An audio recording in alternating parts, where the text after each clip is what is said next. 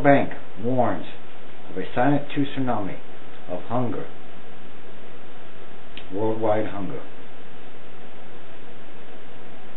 A silent tsunami of hunger is sweeping the world's most desperate nations, said Josette Sheeran, WFP's executive director, speaking Tuesday at a London summit on the crisis.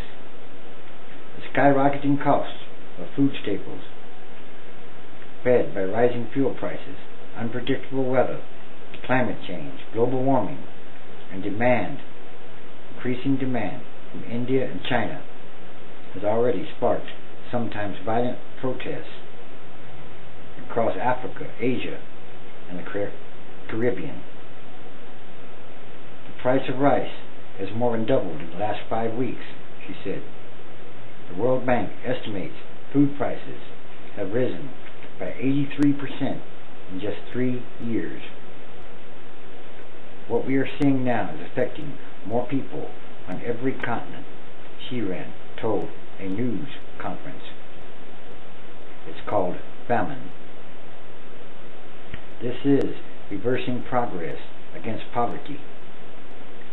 Hosting talks with Sheeran, lawmakers and experts, the British Prime Minister Gordon Brown said the spiraling prices threaten to plunge millions and millions of people back into poverty and reverse progress on alleviating misery in the developing world.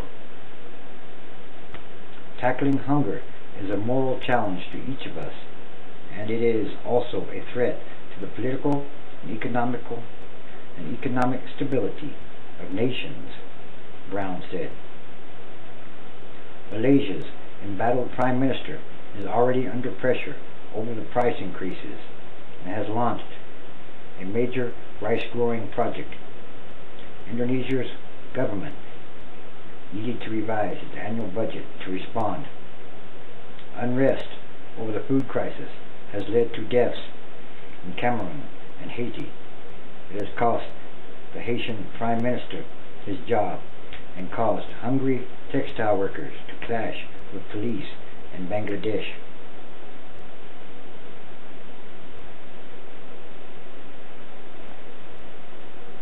In Cameroon, a civil servant said he fears food prices will rise further. We're getting to the worst period of our life, he said. We've had to reduce the number of meals we take a day from 3 to 2. And breakfast no longer exists on our menu.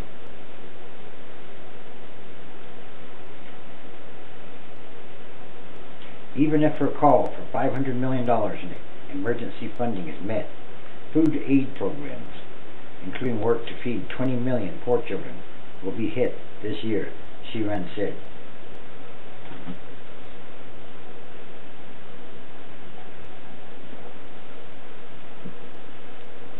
It's called famine. Worldwide food shortages.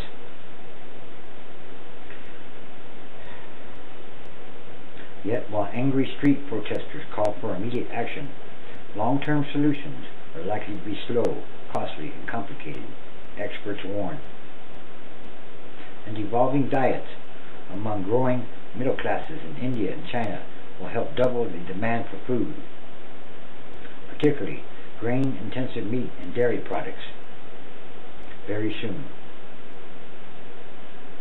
As many as 100 million people could be forced deeper into poverty. And UN Secretary General Ban Ki-moon said rising food costs threaten to cancel strides made toward the goal of cutting world poverty in half by 2015.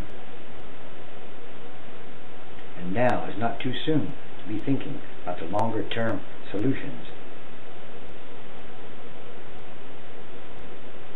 or even the longer-term implications.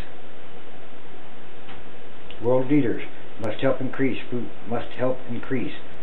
production, rethink their push on biofuels, which many blame for pushing up food prices.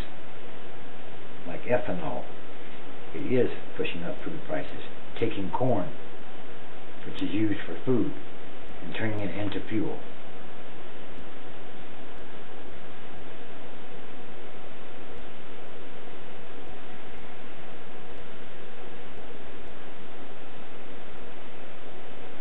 This is more signs. The production of biofuels also needs to be urgently re-examined.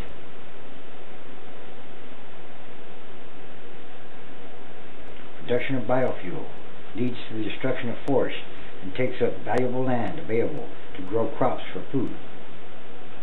Many analyses, including Britain's opposition leader David Cameron, claim that people in the West will need to eat less meat and consume or waste less food in general.